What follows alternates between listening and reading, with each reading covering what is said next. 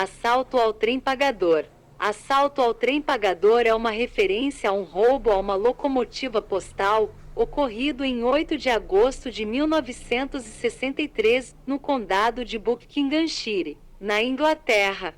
Na ação, um grupo de 17 pessoas, 15 ladrões e 2 informantes, levou a quantia de aproximadamente 2,6 milhões de libras esterlinas de um trem que ia de Glasgow, na Escócia, para Londres, transportando depósitos bancários.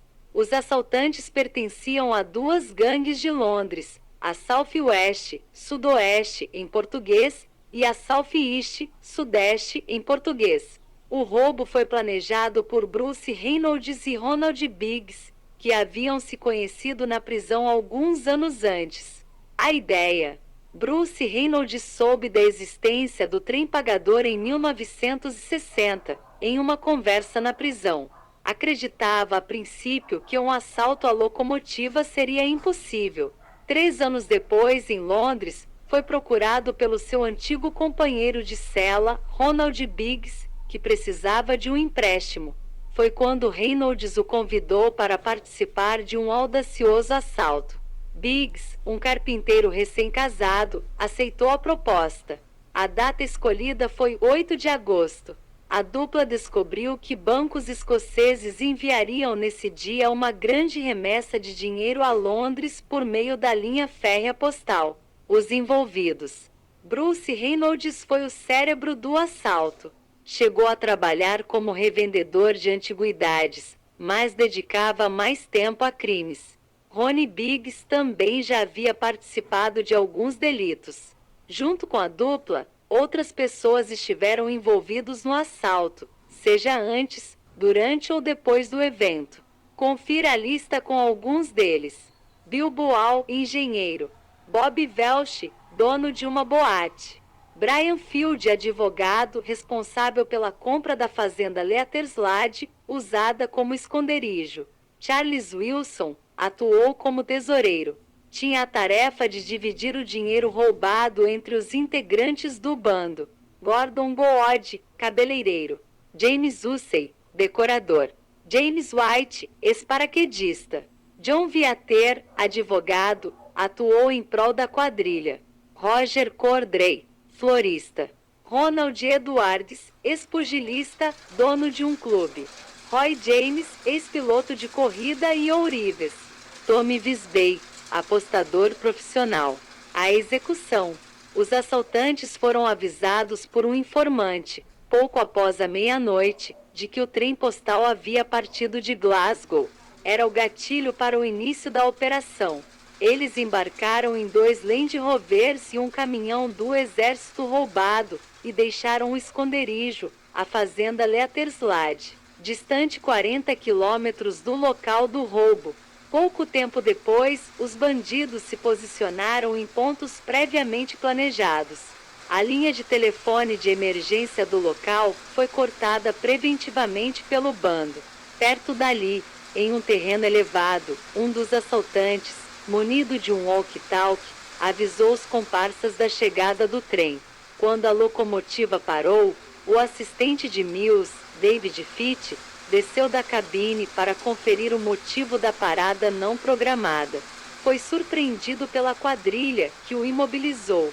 Os assaltantes subiram no trem e renderam Mills acertando um golpe na cabeça dele com uma barra de ferro.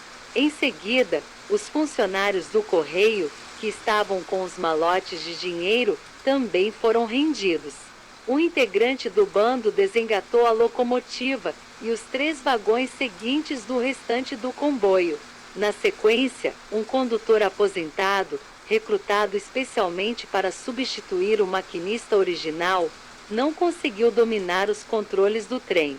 Por fim, Jack Mills, mesmo sangrando, foi obrigado a levar o trem até a Bridego Bridge, onde a outra parte do grupo de assaltantes aguardava nos veículos. Foram desembarcados 120 sacos de dinheiro. A turma fez uma espécie de corrente humana para agilizar o procedimento. A carga valiosa, então, é levada de volta ao esconderijo. Na fazenda, o grupo, enfim, relaxou. Beberam, Jogaram cartas e até mesmo banco imobiliário. Alertados da aproximação da polícia, a quadrilha teve que abandonar às pressas o local. Um comparsa foi pago para apagar todos os rastros deixados pelo grupo. Porém, ele resolveu pegar o dinheiro e fugir sem fazer a tarefa. Até hoje, o paradeiro do ladrão traidor é desconhecido. O esconderijo foi descoberto pela polícia devido à denúncia de um fazendeiro local.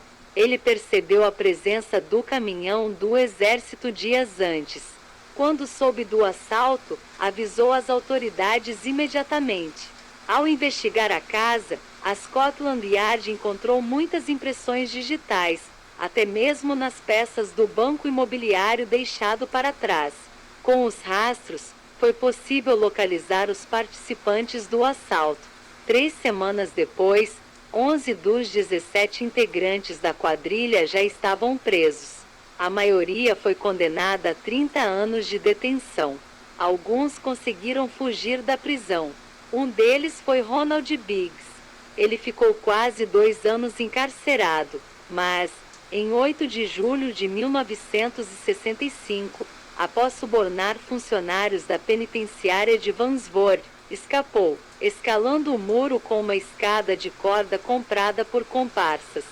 Fugiu primeiro para Paris, na França, e depois para a Austrália. Após 3 anos, com receio de ser reconhecido, partiu para o Brasil, em 1970, indo residir no Rio de Janeiro. Chegou a viver mais de 30 anos no Brasil. Em maio de 2001, Big decidiu se entregar às autoridades britânicas. Lá foi para a prisão de Belmarsh, em Londres. Morreu em 2013, aos 84 anos. Bruce Reynolds conseguiu escapar da polícia. Durante 5 anos, viveu escondido no México e Canadá. Com o fim do dinheiro, voltou à Inglaterra, onde foi preso. Cumpriu pena por 10 anos. Solto em 1978, chegou a trabalhar como consultor no filme Buster, que conta a história do famoso assalto. Foi preso novamente por mais 3 anos acusado de tráfico de anfetaminas. Morreu em 2013, aos 81 anos. O assalto ao trem pagador chegou a ser conhecido como o crime do século, na Inglaterra. Segundo pesquisadores, o roubo já rendeu 27 livros, 17 documentários e 4 filmes de longa-metragem. Comente aqui abaixo se você já conhecia esta história real. Até a próxima!